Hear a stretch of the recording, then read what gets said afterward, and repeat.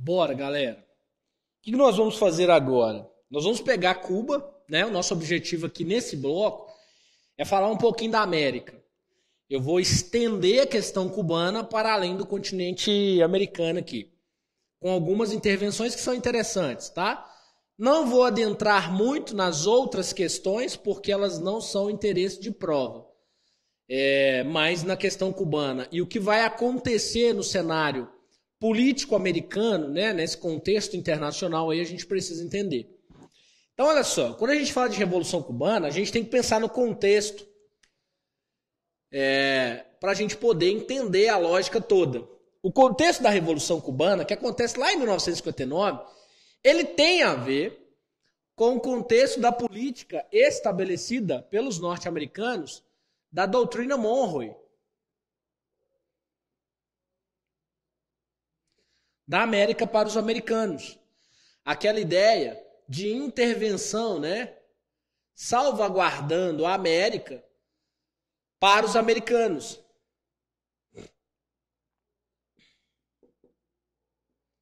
Ou seja, aquela ideia de que a América deveria ser para os americanos.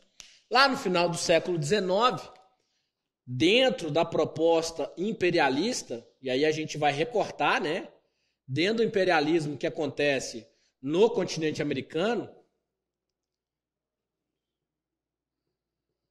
os Estados Unidos são os engendradores, né? Eles que determinam como que esse processo vai acontecer na América. E Cuba vai ser um desses lugares. Cuba vai sofrer naquele primeiro momento, lá atrás, né, nesse contexto de imperialismo, uma ideia de solução e de liberação de Cuba, né? Com a expulsão aí daqueles que dominavam o território cubano para si. Dentro da ideia da doutrina Monroe, era expulsar os europeus, né? E aí Cuba vai fazer uma constituição. E nessa constituição, no ano de 1901, mais ou menos, vai ser criada dentro da Constituição cubana uma emenda chamada Emenda Platt. Essa emenda Platt, ela garantia a interferência dos Estados Unidos diretamente em Cuba. Tanto é verdade que Cuba se torna exportadora de charuto, açúcar, né, rum, a base ou a prisão de Guantánamo, né, vai ser construída. Tudo isso graças a essa intervenção que os Estados Unidos faziam diretamente no território cubano. É dessa intervenção que os Estados Unidos faziam no território cubano que vem a primeira Revolução Cubana. Em 1959, no ano de 1959, nós vamos ter a primeira Revolução Cubana, que é chamada de Revolução Nacionalista. Tá? A Revolução Nacionalista é uma revolução que vai contra o Fulgêncio Batista, que era o presidente cubano que automaticamente aceitava essa preposição, essa colocação dos Estados Unidos ter um braço em Cuba, né? Então a Revolução Nacionalista tinha como objetivo tirar, né, o Batista do poder, ou seja, extrair ele do cargo que ele ocupava. Por isso que ela é chamada de Revolução Nacionalista. Toma cuidado que há o entendimento, né, principalmente nosso, de que a Revolução Cubana toda ela seja socialista. Não é. Nessa Revolução Nacionalista, nós temos a participação do Fidel Castro como um dos líderes, junto com a figura de Che Guevara. Lembra do Che Guevara? Pois é, alguém me perguntou recentemente sobre a figura do Che Guevara. A figura do Che Guevara, ela é uma figura emblemática e ela merece um asterisco. Por quê? Porque o Che Guevara, depois da Revolução Cubana, ele começa a ter planos socialistas para a América como um todo. E bem nessa visão de revolução nacionalista, ou seja, de você implementar as nações aqui na América, tá? O Che Guevara passa a ser, então, o inimigo número 1 americano. É verdade que eles vão matá-lo, né? Mas enfim. E o Fidel Castro vai ser a figura emblemática aí da Revolução Nacionalista Cubana. Nesse primeiro processo, gente, os cubanos vão estabelecer o que nós chamamos de revolução de guerrilha, né? Eles vão interpretar, ou eles vão colocar isso como a ideia de guerrilha, que inclusive depois na América vai ser também trazido, ou vai ser tratado dessa forma, né? Fidel Castro Che Guevara contra a ditadura, né? De Fulgêncio Batista. Essa era a ideia, tirar o Batista do poder, tá? Por isso chamada de Revolução Nacionalista. Quando a gente fala dessa ideia de tirar o Batista do poder e dessa Revolução Nacionalista, automaticamente também estão lutando contra a intervenção dos Estados Unidos, beleza? O que vai acontecer a partir dessa revolução? Depois do conflito, né, depois do combate das guerrilhas de Fidel Castro Che Guevara contra o governo de Fulgêncio Batista, você tem a queda de Batista, né, e a ascensão do Fidel Castro. Ou seja, você consegue o objetivo número 1 com a ideia da Revolução Nacionalista, que era tirar o presidente do poder. E aí, com a queda de Batista, deu lugar a governo de Fidel Castro, que não vai deixar de ser uma ditadura também, né? Vocês vão ver que daqui a pouco, quando a gente pega os anos aí, Fidel Castro vai ser um ditador. Só que tem um problema.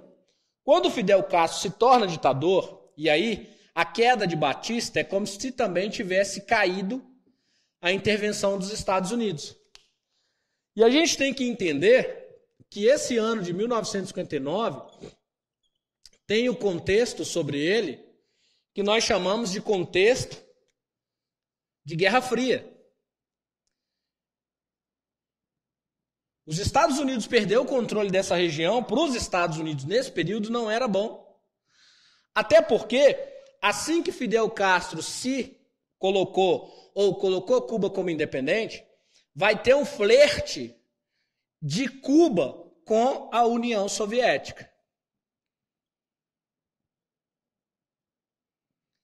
Então começa aí a ter um flerte, ou seja, a União Soviética começa a se aproximar de Cuba. E é interessante, né? Porque quando a gente começa a perceber que a União Soviética se aproxima de Cuba, a gente tem aí uma coisa louca, né? Por quê? O Fidel Castro, uma das coisas que ele vai propor para Cuba é a reforma agrária. A reforma agrária, gente, era uma marca registrada dos governos soviéticos. Só vocês pegarem lá aquela ideia de sovkhozes, kolkhozes, né? Que são fazendas coletivas que aconteceram na União Soviética. E aí o Fidel Castro impõe essa ideia de reforma agrária. E aí há essa aproximação com a União Soviética. Os americanos, ou os norte-americanos, eles não estavam, né, a fim de pagar para ver, né? Porque automaticamente, se você põe essa ideia de pagar para ver, vamos pensar o seguinte, imagina que a União Soviética se estabelece de fato em Cuba, e aí Cuba se torna o primeiro lugar da América socialista, né? Você tem um continente inteiro, gente, que por mais que esteja no contexto da Guerra Fria, e a gente tem que entender isso, o Brasil nesse período era Juscelino Kubitschek, extremamente liberalista, extremamente capitalista. Se você for olhar outros lugares da América, começa a acontecer na América um pouquinho antes, inclusive o próprio Fulgêncio Batista faz parte desse período, uma intervenção muito célere, muito forte nos Estados Unidos para controlar a América inteira. E esse controle ele passa pelo processo de investimento nas agremiações militares. Nós vamos ver que isso vai respingar no Brasil. Lembra que no ano de 1946, o presidente da República Brasileira, o Eurico Gaspar Dutra, era um general que recebeu em terra brasileira, no ano de 1947, a ESG, Escola Superior de Guerra, de origem norte-americana. Era uma forma que os Estados Unidos encontraram de entrar na América. E é por isso que o Cone Sul, né, Chile, Brasil, Paraguai, Uruguai e Argentina, vai passar pelos processos de intervenção de governos militares. É por isso que nós temos uma Copa de 70, é por isso que a Argentina milagrosamente ganhou a Copa de 74, 78, não sei, fazendo um placar gigantesco para ir para a final, por causa dessas questões que envolviam o cenário político internacional. Essas questões que eu estou tratando aqui agora não são objetivos da sua prova, mas a Revolução Cubana sim. E ainda tem mais uma coisa, quando você faz a reforma agrária num governo que se diz nacionalista, a economia será nacionalizada. Então aquilo que Cuba produzia, como o próprio tabaco, a própria lógica do açúcar, passa a ser direcionado pela própria Cuba, ou pelo próprio governo cubano. E aí os americanos, com essa aproximação da União Soviética, vai tomar uma decisão. Por quê? A aproximação de Cuba vai gerar a segunda revolução, que é a chamada Revolução Socialista. E por que vai gerar a Revolução Socialista? Porque no ano de 1961, o John Kennedy, o presidente John Kennedy, ele vai enviar uma tropa a Cuba para tentar reaver o controle da ilha. Ué, professor, mas peraí, essa parte eu não sabia, não. Pois é. Então, em 1961, o John Kennedy,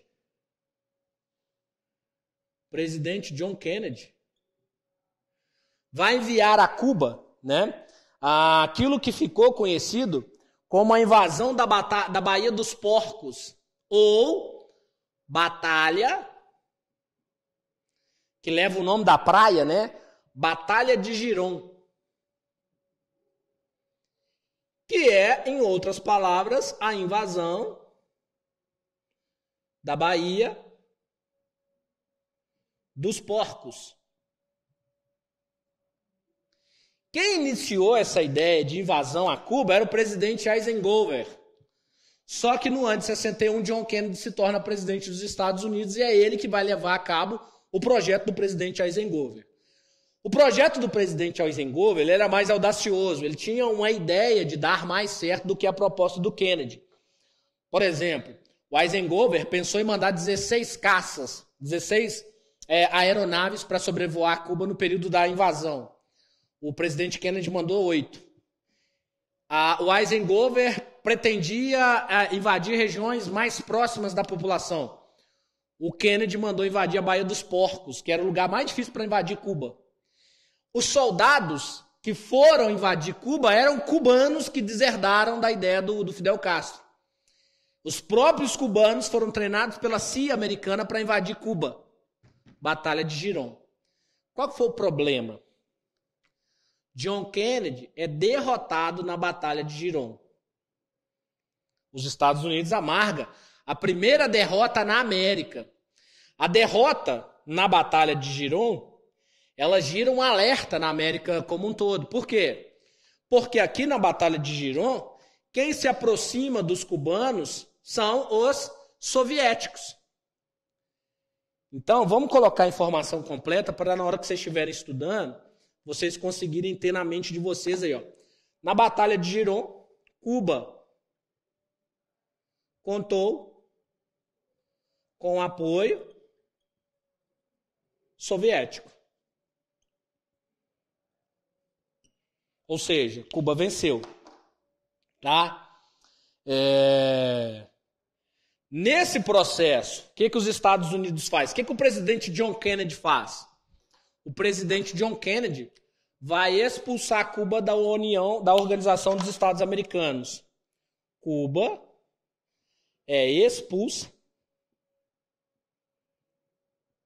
da OEA.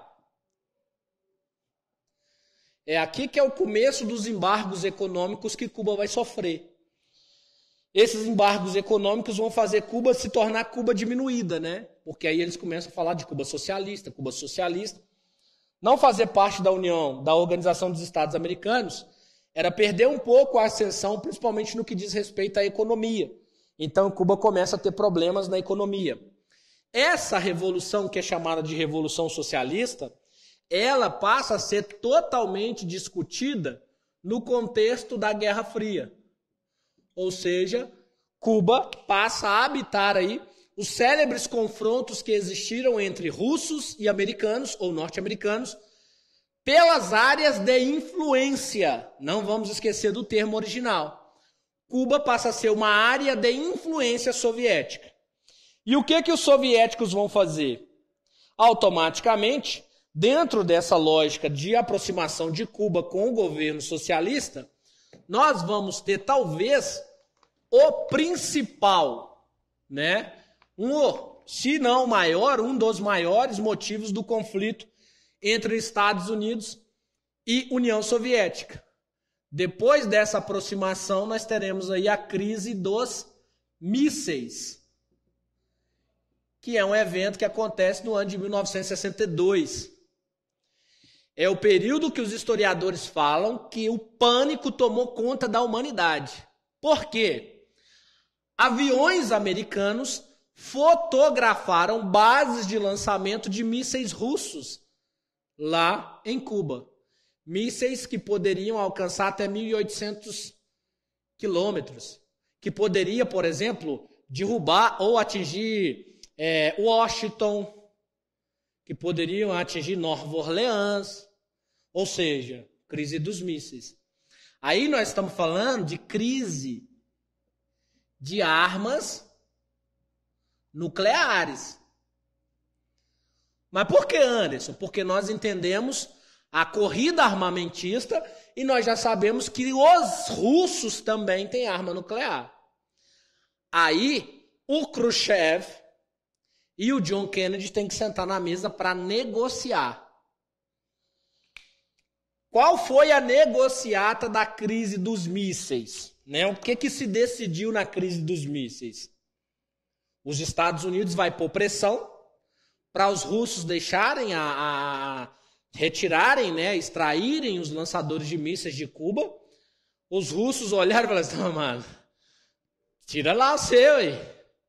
Gente, era uma tensão muito doida. Por quê? Arma nuclear, você não sabe o poder de destruição. Você tem uma noção. Então, teoricamente, é um trem que ficou ali, ó, esfregando, quase saindo fogo, mas não saiu fogo. A ONU vai pedir para intervir, Organização das Nações Unidas, e aí ela vai sugerir duas coisas, Os Estados Unidos, para que Cuba tirasse os mísseis, para que a Rússia tirasse os mísseis, os Estados Unidos não poderiam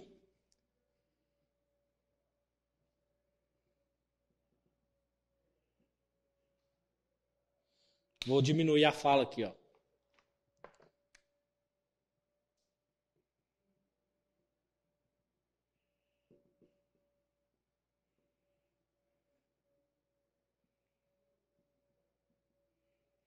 Tem gente que fica perguntando isso, Anderson, como que Cuba, aquele lugarzinho danado, pequenininho, consegue controlar a dominação americana? Aqui, ó.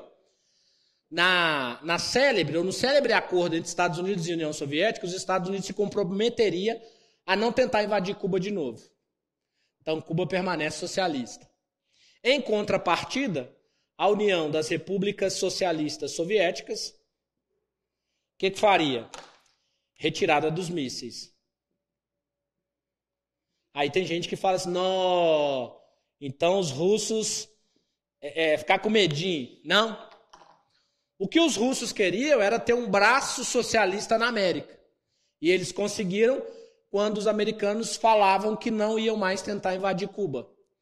Ao mesmo tempo, você não ia poder ter uma guerra nuclear com os Estados Unidos, gente. Isso aqui era uma guerra infundada, A gente sabe hoje, principalmente pelos próprios acordos, de não proliferação de armas nucleares, a gente sabe que essa arma ela é muito mais utilizada para um processo de defesa do que para um processo de ataque.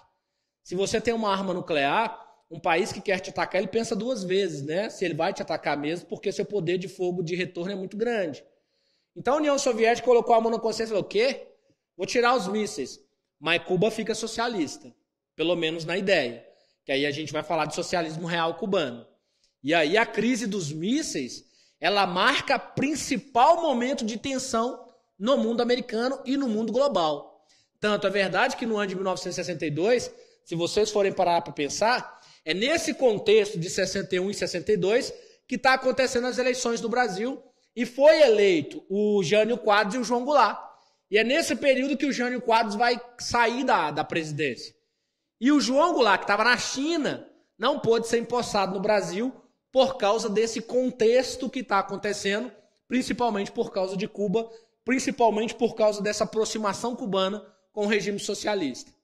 Então nós temos que antenar para isso. Até hoje, Cuba é um regime meio que afastado.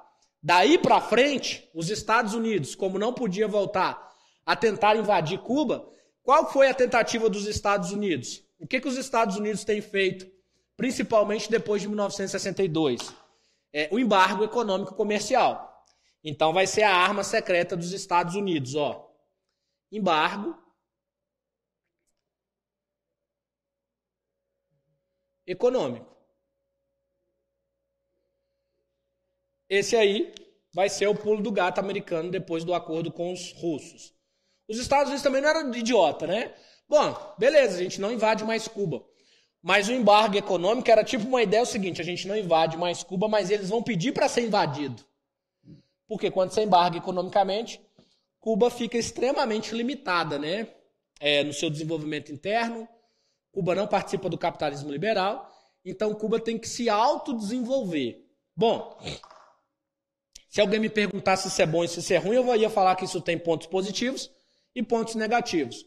O autodesenvolvimento cubano ajudou a desenvolver Cuba no que ela tinha de potencial. Ou seja, eles tiveram que desenvolver sua própria educação, seu próprio esporte, sua própria medicina, eles tiveram que desenvolver tudo isso sozinhos, porque eles não contavam com a ajuda internacional. Por outro lado, as inovações que acontecem no mundo moderno, eles não recebem elas. Vou dar um exemplo aqui bem idiota, né? Uma amiga minha, professora de história, viajou para Cuba e ela teve um problema com o absorvente, né? Essa coisa que a gente usa aqui no mundo ocidental, né? É a coisa que você vai na farmácia ali e compra para a mãe, para a irmã, enfim. Coisa super normal. Em Cuba não é uma coisa que é normal, não. Só para você entender, eu peguei uma coisa aqui bem sutil, né? E bem estranho o exemplo, só para você entender o atraso de um país com relação ao outro. Não é que não tem em Cuba, mas é um produto bem escasso. Você não encontra isso com facilidade lá, tá? Então isso é fluxo do embargo econômico que, nos últimos anos, tem caído, né?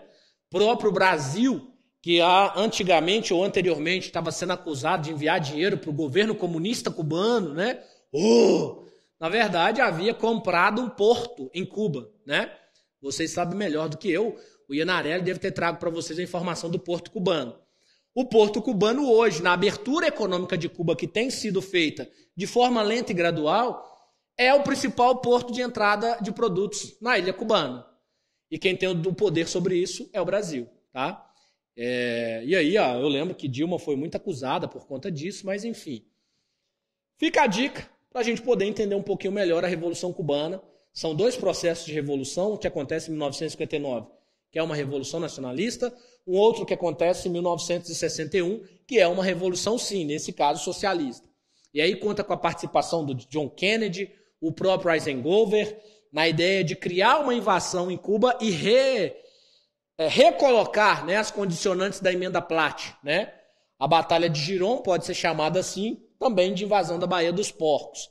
E aí Cuba, com apoio soviético, enfrenta os Estados Unidos e não só enfrenta como vence, né? A Batalha de Giron foi vencida pelos cubanos, né? Pelo governo de Fidel Castro. E a partir daí, há um processo de aproximação ainda maior dos soviéticos e aí vem a crise dos mísseis, beleza? E aí dá todo esse desenrolo que a gente fez aí. Tranquilo? Até o próximo vídeo aí.